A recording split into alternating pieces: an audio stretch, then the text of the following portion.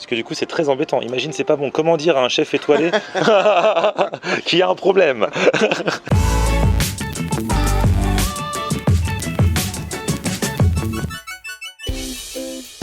Salut tout le monde, bienvenue, nouveau vlog aujourd'hui. Aujourd'hui, je sors de ma caravane où j'ai passé la nuit. Là, j'ai ma voix du matin encore, les gars. Je vous invite à regarder l'épisode précédent ici dans la Sarthe pour savoir ce que je faisais dans cette caravane des années 70. Bon, j'y ai dormi, hein. J'avoue, j'ai bien dormi.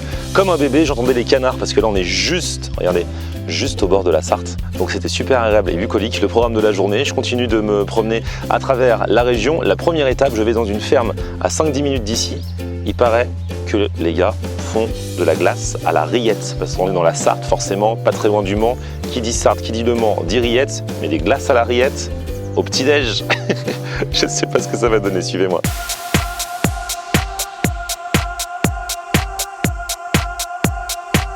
Et voilà, j'arrive à Parçay-sur-Sarthe, à la ferme du Grand Courbeton. Bonjour, bonjour. Bonjour.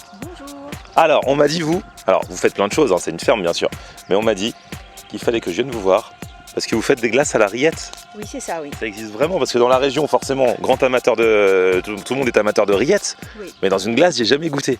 On a voulu essayer D'accord. faire de la glace aux rillettes. Et ça a fonctionné. Ça doit faire le buzz un petit peu parce que C'est super, ça. Les gens viennent ici pour ça, en C'est fait, vrai. pour goûter la glace aux rillettes, et puis après, ils achètent d'autres parfums, quoi. Et alors, depuis tout à l'heure, je dis à la rillette, mais en fait, c'est des rillettes, c'est glace aux rillettes parce qu'on dit des rillettes, hein, c'est bien au pluriel. Oui, on dit des rillettes. Oui. Voilà, c'est ça. Et c'est avec ces rillettes-là que vous faites votre glace. Oui, c'est ça. J'achète mes rillettes chez Sébastien Fréteau, le boucher de Parçay, et c'est à base de porc fermier de la Sarthe. Donc voilà, donc de visu, hein, voilà, c'est une glace. Maintenant, je vais vous dire ce que j'en pense. Alors franchement, je pense que même si vous m'aviez pas dit que c'était aux rillettes, j'aurais deviné parce que ça a le vrai bon goût de rillettes. Ça y est. Et au final, alors c'est vrai que c'est assez particulier parce que c'est aussi sucré. Oui. Ouais. Oui, oui. Et c'est marrant parce que. La même base de toutes mes crèmes glacées, c'est les mêmes bases. Ah d'accord. Il y a les mêmes sucres, le même lait, la crème. Et au lieu de mettre du chocolat ou de la vanille, je mets des rillettes. C'est ça. Et c'est marrant, c'est que le premier goût qui arrive, c'est le goût des rillettes, et que c'est à la toute fin qu'on a le goût un petit peu de la glace nature, enfin la glace la base en fait. C'est marrant. Mais c'est bon. Je sais pas si je me taperais un cornet comme ça, Non. mais même en accompagnement à Mais l'apéro. moi, je la fais qu'en verrine. Ah, vous faites des petits. Ah ouais, voilà, c'est ça. Vous faites des petites Ou alors, verrines comme ça. Les gens achètent des pots, ils font des petites boules pour l'apéritif. Ouais, c'est vrai que c'est sympa pour l'apéritif. Hein. Nickel. Non, bah franchement, c'est une bonne expérience. Hein. Alors, on est venu dans la Sarthe, il fallait manger des rillettes. La première façon dont on les mange, c'est en glace. Ça change un petit peu de l'ordinaire.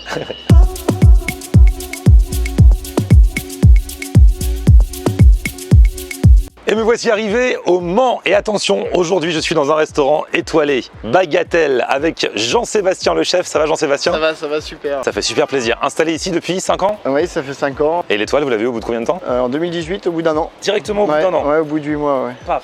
Le gars arrive, étoile. Et après, ça change beaucoup. Beaucoup de chefs me disent qu'après, il faut être prêt quand on a l'étoile parce qu'il y a du monde qui vient. Hein. Voilà, après, il faut être, comme on l'est depuis le départ, régulier. Et puis, il faut avoir des bons produits, des bons producteurs. Il faut être opérationnel tous les jours. Mais ça devient au quotidien maintenant. Et puis, j'ai une superbe équipe qui m'entoure, donc c'est plus facile. Quasiment que des produits locaux ici? En légumes, on est à 100% en légumes. Tout ce qui est crèmerie, les œufs, les crèmes, le lait, le beurre, etc. On est à 100% sartois. On a 65 producteurs en Sarthe, que ce soit en fruits, aussi au niveau des fruits. Et il y a juste le poisson, on en a un peu sur le lac Léman, on en a en Bretagne, on en a sur la Loire. Sur place, il y a carrément, là on est devant ton potager, du coup ça dépanne quand il y a des délais de livraison et tout ça? C'est ça, on a toutes nos fleurs comestibles, on a 34 variétés de fleurs sur le terrain comestibles. On a des plantes aromatiques comme la tanaisie, la consoude, etc. Donc ça c'est notre petit coin de paradis, on vient enlever les mauvaises herbes le midi pour se détendre. Et puis on a nos abeilles qui sont pas loin aussi, qui sont au-dessus. En haut? Ouais, elles sont au-dessus. Vous avez vos propres ruches? Ouais, on a 3 ruches et on fait notre miel à l'année pour le restaurant, puis à la vente aussi. Donc là, aujourd'hui, Jean-Sébastien et sa brigade nous accueillent en cuisine. Et du coup, petite surprise? Ouais, on va faire un petit truc sympa. Un petit truc sympa? Ouais. Ça va plaire à tout le monde? Ça devrait. On y va, c'est parti, suivez-nous. Donc là, vous sortez juste du service du midi. Hein. Ouais, c'est ça. Là, on vient de finir un peu le nettoyage, le sol, etc. Parce qu'on rattaque à 17h30. Donc ça c'est un Big Green Egg, on s'en sert tous les jours. On fait beaucoup de cuisson au charbon de bois. D'accord. Donc là, le charbon est à fond. On joue avec des copeaux de bois qui sont ici, c'est les au whisky. Ah ouais, on peut c'est parfumer aussi. Voilà. Donc ça parfume encore ce qu'on met dessus. On va griller. Une fois qu'on va griller, on met des petits copeaux et il y a une fumée qui va se dégager. Donc vu qu'on les a mis dans l'eau, ils vont pas flamber. Et il y a une fumée qui va se dégager et ça va parfumer encore plus le burger. Je vois le matériel de la recette surprise. On n'a pas tout sorti. Je vais vous sortir les choses à fur et à mesure. Les petits steaks de bœuf wagyu. Ça sent le burger un petit peu, non J'ai l'impression qu'il y a un délire comme ça. Le fromage, donc c'est le fromage de chèvre de chez Anne Mèche. Anne Mèche, elle a une petite ferme qui s'appelle le Chêne Benard et c'est elle qui nous fournit tout le temps notre fromage de chèvre maintenant depuis 2 ans. Là, je vous ai sorti, donc c'est la bière sartoise avec laquelle on a fait la Majmal Tarchimal en production biologique, avec lequel on a fait les pains. C'est mon chef pâtissier qui a fait les pains. Donc là, j'ai l'impression on part sur un délire burger gastro avec que des produits locaux, c'est ça? C'est ça. Donc le pain qui a été fait Ce matin en partie avec cette bière locale. Ici, vous avez le steak de wagyu. Alors le steak wagyu, pourtant quand on dit le wagyu, c'est ça. Donc c'est je vais vous le sortir. On doit avoir un morceau parce que là, vous allez voir. Alors le wagyu, c'est un steak de qualité, ouais, c'est ça? On en parle beaucoup, mais donc du coup, il y en a dans le coin.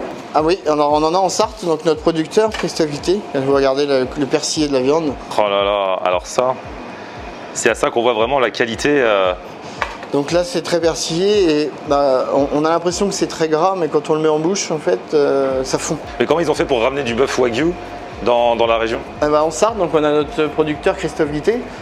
Il est arrivé à Guillaume, c'est un éleveur de chevaux à la base. D'accord. Et son papa s'occupait de viande de race bovine au départ, mais il trouvait que c'était très compliqué. Ils n'arrivaient pas à en vivre, donc ils ont été attirés par cette bœuf de race Wagyu.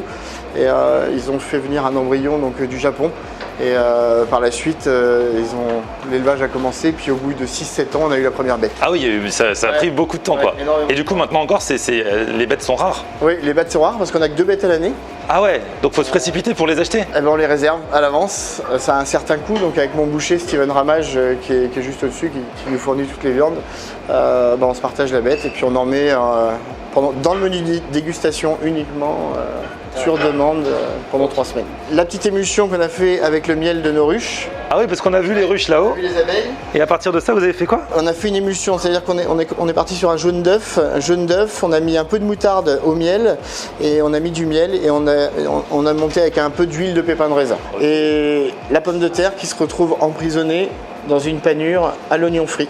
Oh, ça doit pas être, comme on dit chez moi, ça doit pas être dégueu. Ouais, ça doit pas être dégueu. C'est un terme technique, hein. C'est déjà plus facile de faire manger avec des bons produits. On a moins de chances de se planter. Sur le résultat.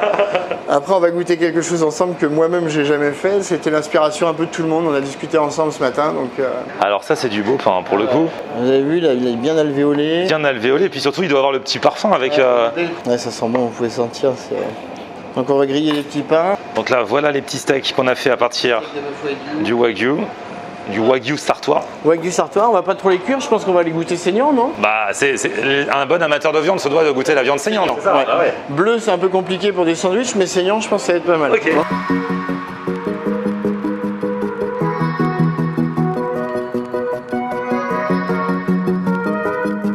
Du coup, est-ce qu'un chef étoilé peut prendre aussi du plaisir à faire des burgers quand c'est avec des produits comme ça? Ah oui, c'est sûr. Et à en manger aussi. Ouais, non, mais moi je prends beaucoup de plaisir et on a toujours plein de projets dans la tête et je pense que s'il y a un autre projet dans ma vie, ça sera d'ouvrir un restaurant avec une cuisine un peu plus simple que ce qu'on fait ici, en gardant des produits de très très bonne qualité, mais un peu plus sain dans l'assiette, plus gourmand, plus familial. Il y a de plus en plus de chefs de renom et même étoilés qui ont cette approche. On a besoin de faire ce qu'on fait aujourd'hui, parce que la gastronomie permet quand même de nous apprendre toutes les bases, de connaître beaucoup de choses, et ça nous permet d'après de se décider de faire un peu plus petit, un peu plus familial. On va les passer au four un petit peu après. D'accord. Je vais leur mettre un petit fromage de chèvre sur chaque. Il est crémeux à souhait. Alors j'ai fait un petit peu de sarriette, avec le jardin on a un déshydrateur et on fait toutes nos herbes déshydratées. Je vais mettre un peu de sarriette dessus, ça va amener ce côté un peu herbacé, barbecue été. Ça je vais les passer un petit peu au four. On va faire griller nos petits pains, on va se servir du barbecue, j'aime tout faire au barbecue. Ah ouais, franchement. Ouais. Donc là on a nos copeaux de bois qu'on a trempés dans l'eau comme je disais tout à l'heure, c'est pour pas que ça brûle en fait. D'accord. Parce que si on les met sans humidité, ça va brûler à la cuisson. Là, on monte à 250 degrés à l'intérieur. Ça devient un vrai four. Ah ouais, là pour le coup. Ouais. Ça y est, ça sort du four.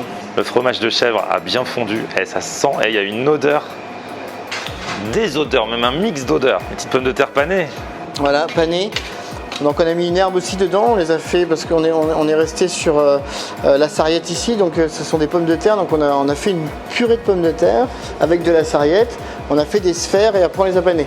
Un vrai travail autour de la pomme de terre parce que c'est vrai qu'on accompagne souvent quand même le sandwich d'une pomme de terre, quelque chose, d'une frite, donc c'est le principe de garder un peu cette pomme de terre. Donc le petit steak de wagyu, il va sur son support, une belle feuille de salade, parce qu'il faut qu'on sente un peu le miel dedans. Ah bah oui.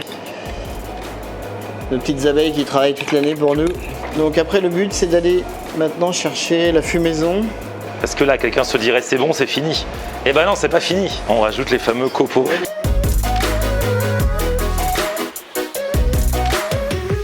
Allez, on va se mettre ça sur l'assiette. Et c'est vrai que quand on est en gastro, la présentation ça compte aussi beaucoup. Si tout le travail qu'on fait le matin il est dressé trop vite fait, on a l'impression que c'est... Ouais, voilà, c'est un peu comme une œuvre d'art à chaque fois. Vous faites carrément un dessin avant de à quoi va ressembler le plat. Bah là on a un exemple de ce qu'on fait là, on a une photo. Et bon là il n'y en a qu'une parce qu'on vient d'ouvrir, mais voilà, c'est une fois que les plats sont figés et fixés, ça bouge plus. D'accord, ok. Et ça doit être toujours, chaque assiette doit ressembler à ça à chaque fois. Bon, du coup on se met en terrasse avec le chef qui est là et avec Kylian. Donc toi Kylian, t'es apprenti, tu bosses avec le chef ici depuis quelques mois.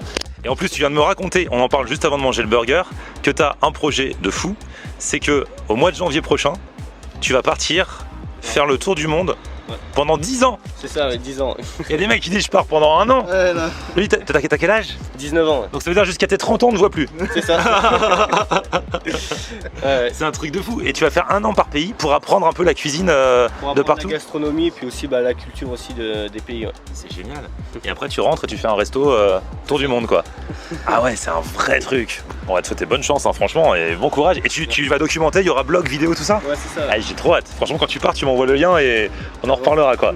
D'ici là chef, il faut manger. Moment de vérité. Parce que du coup c'est très embêtant. Imagine c'est pas bon. Comment dire à un chef étoilé qu'il y a un problème? On est tranquille, il y a la moitié du burger. Normalement ça va pas être n'importe quoi. On y va. La qualité de la viande avec le persillé qu'on a vu, plus le côté un petit peu grillé, un petit peu fumé, ça peut donner un bon résultat. Le fromage qui vient couronner le tout. Alors il y a des gens peut-être les puristes de la viande qui vont dire ouais mais c'est pas un peu du gâchis de faire un steak haché avec du bœuf wagyu? Comme dans toute viande, il y a des parties nobles et des parties moins nobles. C'est ça, et c'est sur ça que je voulais t'amener. Mettre du filet de bœuf, bien sûr, dans un burger, c'est pas conseillé, mais il y a des parties comme l'épaule, etc. Pour faire des steaks, il n'y a pas de problème. Le chef va goûter. J'adore le chèvre, moi. Parce que du coup, tu l'avais pas essayé avant la recette? Non. Ah, voilà. Non. On fait ça ensemble. C'est pas sec, c'est bon. Peut-être un petit peu plus de sauce. Mais c'est pas mal. Ouais. Tu fais pas de grimace, hein, Kylian. Non, tout le monde aime bien le fumer et tout. Ouais, la petite pomme de terre trempée un petit peu dans la sauce au miel. Alors ça, pour le coup, tu sens bien le côté puré à l'intérieur. Ouais, c'est très très bon. Les gars, là, franchement, on est bien dans la Sarthe. Hein. Bah merci chef. Hein. Ah, merci à vous. Franchement, c'est bien. Hein. Et puis si vous voulez venir tenter carrément l'expérience du restaurant, je vous mets les infos dans la description.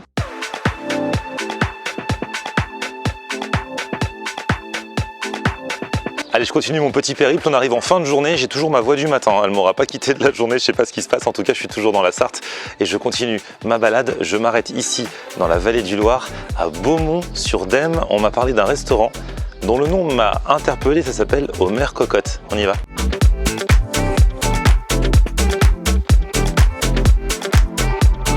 Donc voilà, on est posé, bonne ambiance, en terrasse, avec une petite planche apéritif qui va arriver.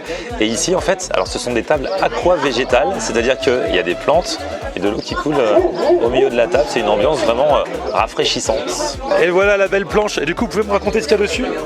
Ah oui, Alors, belle planche apéro là. Hein. Ce qu'il y a de plus local, les fromages. Ouais. Donc la tome de vache qui s'appelle le refrain. Ah oui, le refrain de la pie qui chante, c'est ça? Exactement. Ah ouais, non, je vois que vous avez déjà le petit trot. D'accord. Alors fabriqué par une fromagerie familiale qui a quand même quelques années et qui est située à Montoire. D'accord. Et donc le fromage porte le nom du village troglodyte qui se trouve à côté. Et voilà, parce qu'on n'est pas très loin non plus du Loir-et-Cher ici. D'accord, en fait, ok, voilà. ouais, j'ai vu, ouais. Nous sommes un carrefour polyglotte. Voilà, ça c'est des petites charcuteries, c'est des chines de porc, Ensuite du speck et saucisson, voilà. Petite tomate locale de Chinon. Et puis des petites tapas maison, voilà. Ok. Un peu exotique mais maison. Et au milieu, c'est quoi? Et rillettes. Bah quand même. On est dans la Sarthe. On a démarré la journée avec des glaces aux rillettes. Là, il faut manger des vraies rillettes. On a mangé des glaces aux rillettes ce matin. Ah oui, c'est vrai. Ouais, tout à fait. Au Mans. Ah oui, au Mans, ils sont... Ouais, tout à fait. D'accord. Glace aux rillettes. Et bah ça avait son petit intérêt. Hein. Oui. Ah ouais. Si, c'était marrant. Et moi je le préfère comme ça avec du pain.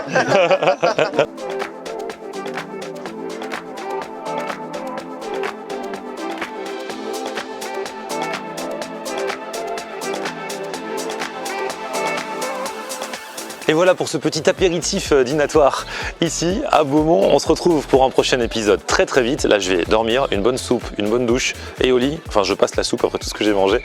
On se retrouve très vite pour de nouvelles aventures. Et d'ici là, petit pouce vers le haut si vous avez kiffé la vidéo. Vous abonnez à ma chaîne. Rendez-vous aussi sur mon Facebook Florian On Air et Twitter, Snapchat, Instagram. C'est aussi Florian On Air. A plus, ciao. On aime regarder Florian On Air. Ok. On aime regarder Florian On Air. On aime regarder Florian On Air. Alors tu dis quoi Florian?